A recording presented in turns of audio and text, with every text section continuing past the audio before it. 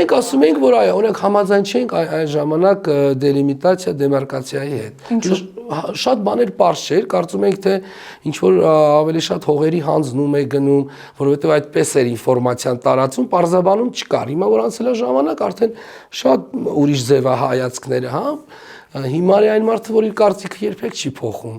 որովհետև կարծիքը այնպիսի բան է, որ եթե դու տեսնում ես իրականությունը, պետք է ուրեմն փոխես քո կարծիքը։ Հիմա օրինակ տեսնում եմ ընդդիմությունը ամբողջովին քննադատում է վարչապետի հանդիպումը Միացյալ Նահանգներում Դոնալդ Թրամփ նախագահի հետ եւ Ալիևի հետ եւ ասում են, որ դա խաղաղություն չի եւ այլն։ Ես համաձայն չեմ։ Եթե խաղաղություն է քարոզվում, խաղաղության ճանապարհին են կանգնած, բոլոր ուժերները պետք է ուրախ լինեն, որ մեր մոտ այլևս պատերազմներ չլինեն, խաղաղություն լինի։ Ես չեմ հասկանում իրանք ինչ են ուզում,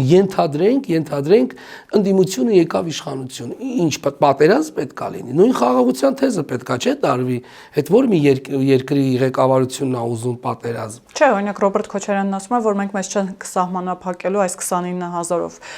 քեզ գործոն չեն ընկալի պարզապես, իսկ դա ուղղակի